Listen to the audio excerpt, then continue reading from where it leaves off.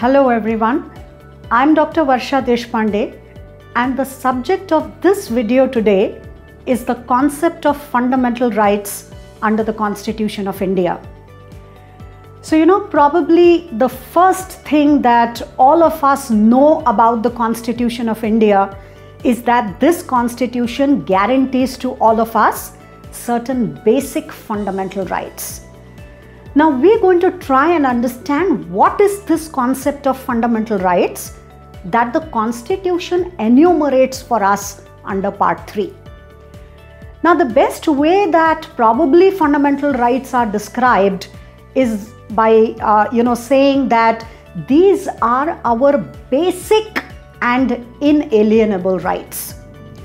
Now in the earlier times, the natural law philosophers like, for example, Locke or Rousseau, they gave these rights the name of natural rights. So they said that there are certain minimum rights to which all humans are entitled and which must be guaranteed to them, which must be protected, and these are their natural rights. So Locke, for example, said that the aim of all political associations must be to respect, recognize and protect these rights of people. Now if you look at the post-Second World War period, because Second World War was one such time in human history when humanity saw the worst of atrocities that were inflicted on it. So whether you take the example of Hitler's genocide of the Jews by killing them into gas chambers, or whether you look at the nuclear bombings by America on Hiroshima and Nagasaki, these were all examples which committed the worst atrocities on humanity and which reaped unprecedented results. Now, after the Second World War, with all these experiences of inhumanity that we saw, we realized that we need to take some effort to construct an international platform where all members of the human community can come together and talk about these minimum rights irrespective of our nationalities. And that's the time when the United Nations was born, and with the birth of the United Nations, we coined a new terminology, and that terminology was that of human rights. Now, how do we understand the concept of human rights? When I talk about human rights, probably the easiest way that I can define a human right is, I say this is a right to which I am entitled by virtue of the singular fact that I am born as a human being. So, human rights will not ask me any other questions like what is my caste, what is my nationality, what is my citizenship, what's my language, religion, culture. None of these is what human rights is concerned with. The only reason why I get to enjoy that right is by virtue of the fact that I am born as a human being. Now, when the United Nations was formed and the 10th of December 1948, the United Nations came up with the Universal Declaration of Human Rights, which is why the 10th of December is celebrated every year as the International Human Rights Day. Now, after UDHR, which came in 1948, remember the Constitution of India came into force in 1950. And when our founding fathers were indulging into this monumental task of framing a constitution for this country, probably this was not even an issue to be debated at all as to whether our constitution should guarantee fundamental rights or not. This was somewhere assumed that whenever India makes a constitution for herself, this would be a constitution that would guarantee certain minimum inalienable rights, and those rights are our fundamental rights. So what was natural rights before came to be named as human rights, and these human rights eventually became our fundamental rights under the Constitution of India. Though technically speaking, I feel it would be somewhere incorrect to equate human rights with fundamental rights, Because when you talk of fundamental rights, you are talking about these rights which are recognized and protected by the state. And in the concept of human rights, you do not have a single sovereign state that is recognizing and protecting these rights. But then, the content of these rights was the same as what we had labeled as natural rights before, then as human rights, and these got translated as fundamental rights with the commencement of the Indian Constitution. Now, Part 3 of the Constitution of India is dedicated to the enumeration of these very important and cardinal rights that the Constitution guarantees to all of us. So, if you see the label of Part 3 of the Constitution, it is labeled as fundamental rights. So, what are these fundamental rights? These fundamental rights are the basic rights. They are a cluster of my civil and political rights which flow from Part 3 of the Constitution. So, Part 3 confirms in me the existence of all these rights, which are basically in their nature natural rights that I have got. Now, in the entire structuring of our Part 3 of our fundamental rights under our Constitution, we drew enormous inspiration from the Bill of Rights in the United States of America. Because, if you look at England, a country which governed us for so many years, England is a country that has an unwritten constitution. See, so they do not have a written text of the Constitution from where all these rights will be guaranteed or enumerated. But American Constitution, though the original American Constitution also did not have a prescription of these rights, they introduced it by means of amendments. Now, we were inspired by this model of Bill of Rights in the United States of America. So, our Part 3 of the Constitution is structured upon fundamental rights or the Bill of Rights in the United States of America. And that's the basic reason why, in so many fundamental rights decisions of the Supreme Court of India, you will see the Supreme Court lavishly citing from the judgments of the American Supreme Court. Now, why does our court do that? It does it because our fundamental rights are structured primarily upon the fundamental rights in the Constitution of the United States of America. Now, what are the peculiarities about these fundamental rights that are guaranteed to us? Why do we so robustly talk about our rights, our fundamental rights under the Constitution of India? Now, let's remember the point that apart from repeatedly saying that these are my basic and inalienable and probably my existential rights, because without fundamental rights, it's not possible for me to survive in a democratic setup. So if we talk about democracy as a way of life, these guarantees of fundamental rights become very, very cardinal within our constitutional scheme. Now, apart from the fact that these are my basic and inalienable rights, we need to understand that fundamental rights enjoy a special position in our Constitution. Firstly, what I need to emphasize here is that these are my entrenched rights. We have entrenched these rights in the sense that we're trying to keep our fundamental rights beyond the vicissitudes of political power. So, it's not a prerogative of the government of the day. So, today we have one government, it will guarantee you one kind of fundamental rights. Tomorrow the government changes and then these will be substituted by another kind of fundamental rights. That's not the way it is.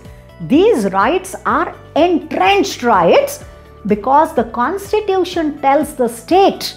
If you look at Article 13, Clause 2 of the Constitution of India, it makes an express statement to the state where it says that, look, the state shall not make any law that takes away or abridges fundamental rights. So, it's not within the prerogative of a temporary majority in the parliament to play with these basic rights of the people. And that's the reason why we are labeling them as basic. They are not the playthings in the hands of temporary majorities in parliament, right? Another way of understanding the special status that we accord to fundamental rights is that, the Constitution of India says that if these rights of the individuals are abrogated, if these rights of the individuals are attacked or violated, we have the right to directly knock the doors of the highest court in the country, which is the Supreme Court of India. Now let's understand this point, that the basic principle of litigation is that you need to always go to the lowest court first. So you can't bypass the entire judicial hierarchy and directly go to the Supreme Court of India. So if I have a consumer dispute because probably a thing that I buy from the market is defective and I want to sue the one who sells it to me, I can't take this case directly to the Supreme Court of India. If I do that, the Supreme Court is going to tell me that, look dear, go to the court below, you do have a consumer court. So the principle of litigation tells us that you should always go to the lowest court of appropriate jurisdiction first.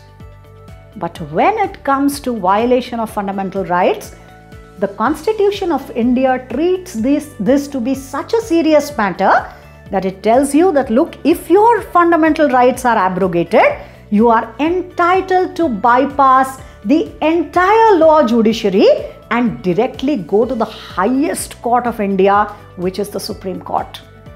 So this is the special treatment that the Constitution gives to these fundamental rights.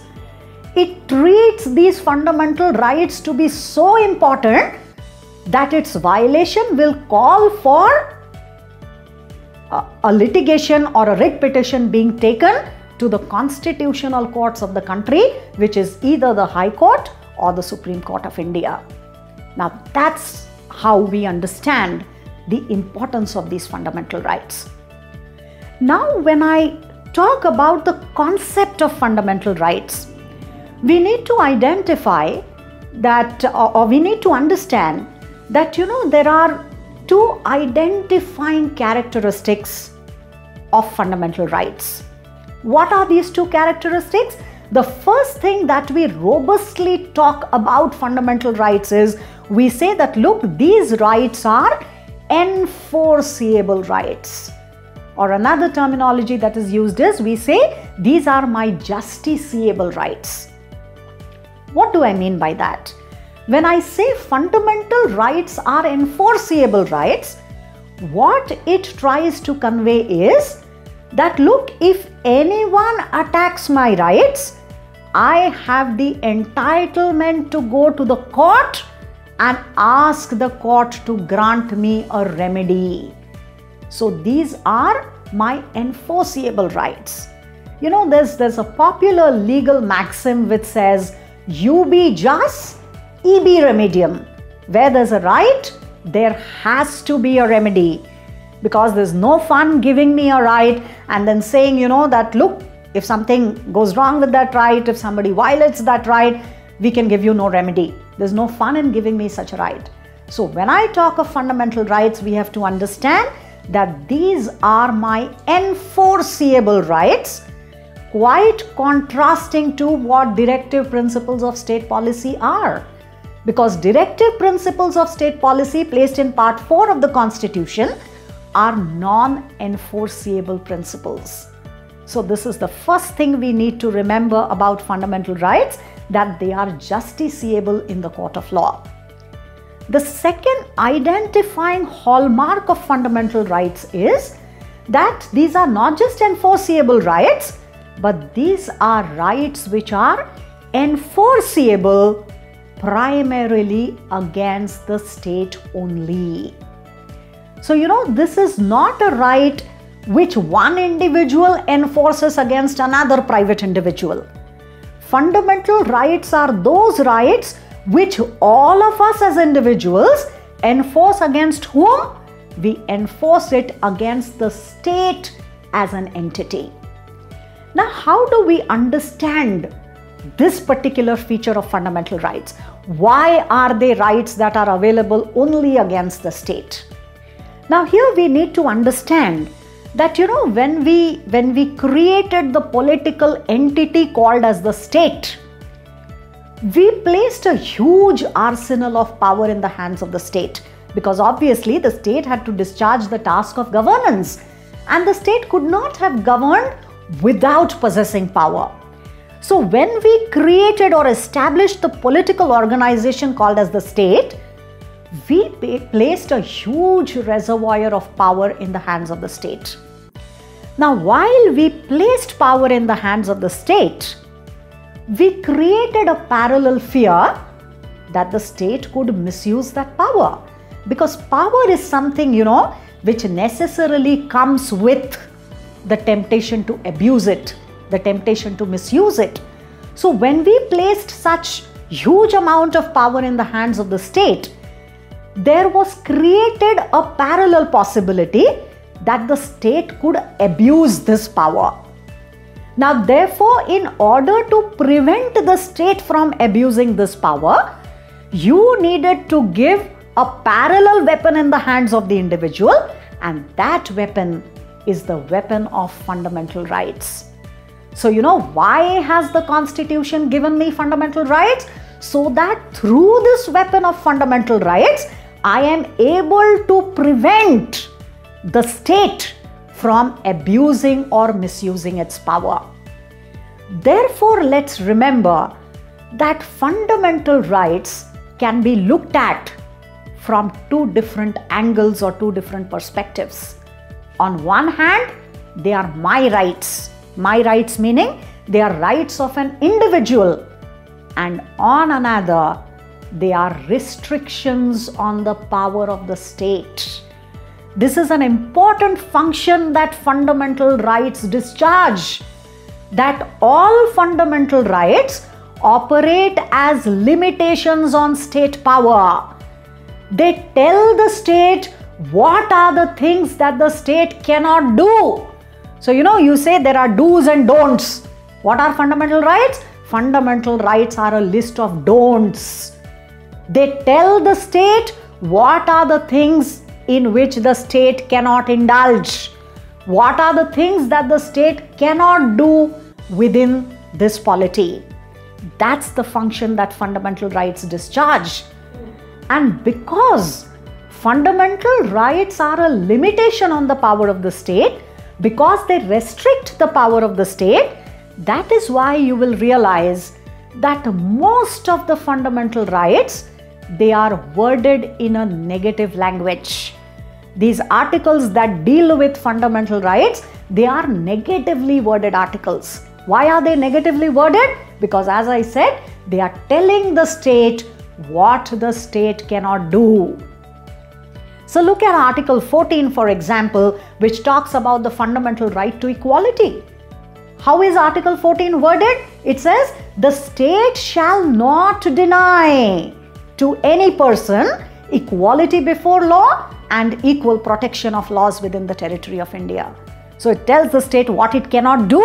It cannot deny to any person equality before law and equal protection of laws. Look at Article 15. It says the state shall not discriminate on grounds only of religion, race, caste, sex, place of birth, or any of them. So it's telling the state what it cannot do.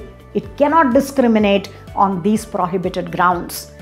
Therefore, you'll realize that most fundamental rights, though not all of them strictly, but most fundamental rights are contained in negatively worded articles because they operate as cardinal limitations or restrictions on the power of the state. Another thing in the context of fundamental rights that we need to understand and appreciate is that these fundamental rights are anti-majoritarian. Now, what do I mean by anti-majoritarian rights? I again take you back to Article 13 that I was talking to you about. if you look at the text of what clause 2 of Article 13 prescribes, it says, the state shall not make any law that takes away or abridges rights conferred by this part. And if the state does make such a law, what will happen? Article 13 says the law shall go away as void. So, if suppose there is a parliament that has an overwhelming majority of a particular political party. So, there's an overwhelming majority in the parliament. If that majority is there, mind you, it is possible for the parliament to enact just any kind of a law that it pleases.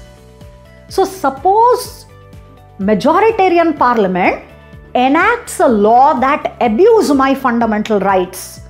Now, what will happen if the parliament enacts such a law?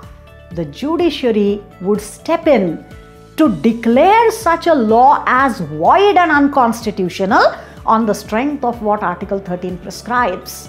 Because 13 says, if a law is enacted by the state which takes away or abridges fundamental rights, such a law shall go away as void. Therefore, fundamental rights are anti-majoritarian. They protect you against the arbitrary whims and fancies of a majority in the parliament there. This is another important function that fundamental rights discharge.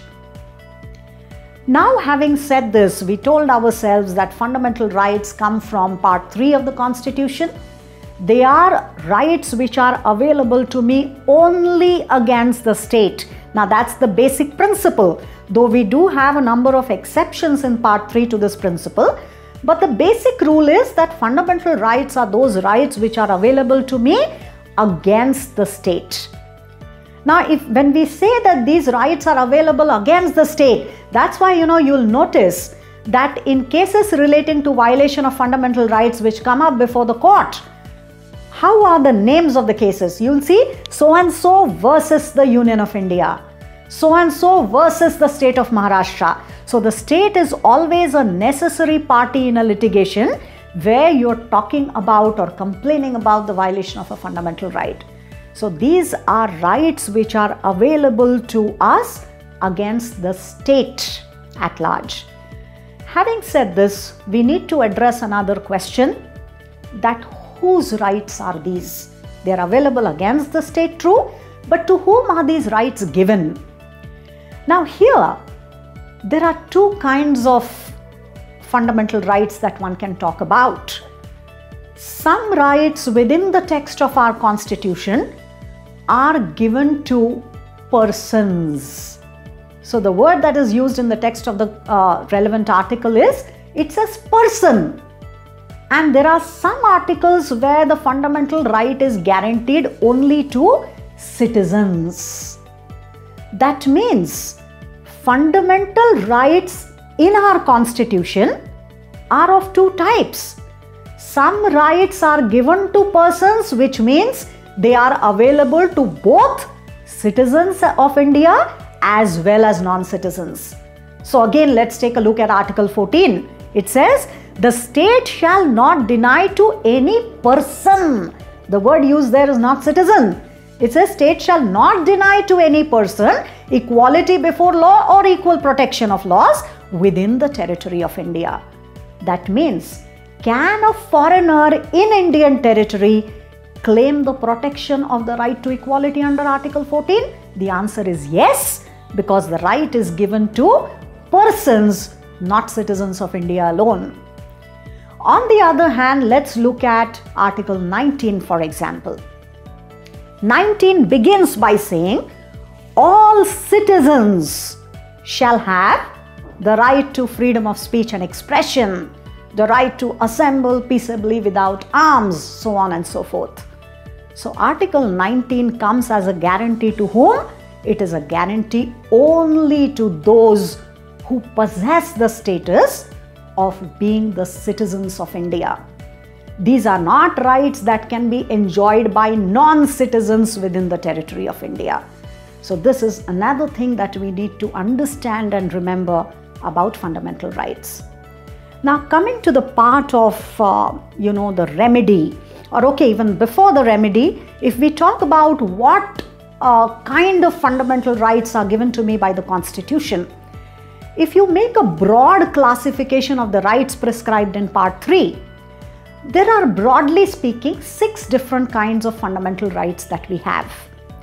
The first one is the right to equality. The Equality Code is contained in Articles 14 to 18 of the Constitution. So 14 to 18, these cluster of articles give us our fundamental right to equality. Articles 19 to 22 give us fundamental right to certain freedoms. So right to life, right to liberty, protection against arrest and detention, preventive detention, all these are contained in the second category of fundamental rights, which is right to certain freedoms. The third category, which is covered by Articles 23 and 24, are called as rights against exploitation. So, these are articles that talk about prohibiting traffic in human beings or prevention of child labor and stuff like that. So, 23 and 24 are fundamental rights against exploitation. Articles 25 to 28, these give us the right to freedom of religion. So, we are a secular nation where each one of us has the right to profess, practice and propagate religion. So, right to freedom of religion is contained in Articles 25 to 28. Then Articles 29 and 30 talk about cultural and educational rights. And finally, Article 32 of the Constitution is right to constitutional remedies. So, the very essential feature about fundamental rights in our Constitution is, while it gives us all these kind of fundamental rights, it says that, look, if these rights are violated, you can go to the Supreme Court or the High Court and ask for a remedy. Now, the right to go to the Supreme Court and ask a remedy in the event of violation of fundamental rights is itself a fundamental right by virtue of Article 32. So, my entitlement to go to the court and ask the court to grant me a remedy is itself a fundamental right because of Article 32 of the Constitution. And Article 32, which clothes the Supreme Court of India with the power to issue writs, is a very, very vital kind of a provision in terms of giving me a remedy whenever my fundamental rights are violated. So this broadly is the classification of the different kinds of fundamental rights that the Constitution guarantees to me. Though I would be talking about directive principles of state policy as a concept in substantially another video, but let me make this quick point here that when we talk of directive principles of state policy contained in Part 4 of the Constitution, these directive principles, outline certain goals which the state must achieve. So it gives a list of certain things which the state must strive to achieve. So while we say that fundamental rights are a list of don'ts, directive principles of state policy are a list of do's. It is telling the state what the state must strive to achieve. But when the state strives to achieve that, in the process of achieving that, what is it that the state cannot do is prescribed by fundamental rights. So we could sum up this by saying that while the goals are prescribed by directive principles of state policy, the means of achieving those goals are laid down in fundamental rights.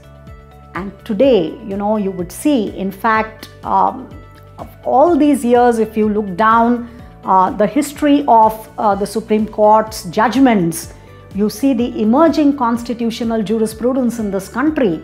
The court has engaged itself very actively in a very, very broad and expansive interpretation of these fundamental rights.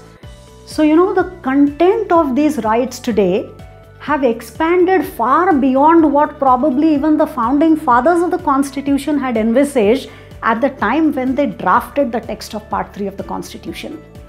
So it is interesting to see how on a case-to-case basis, the court has expanded the contours of all these rights prescribed in Part 3.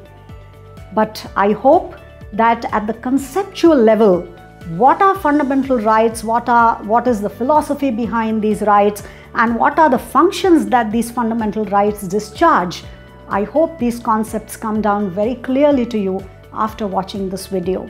Should you have any queries, should you have anything to add on to this discussion, please feel free to write about that in the comments section. Thank you so much for watching this video.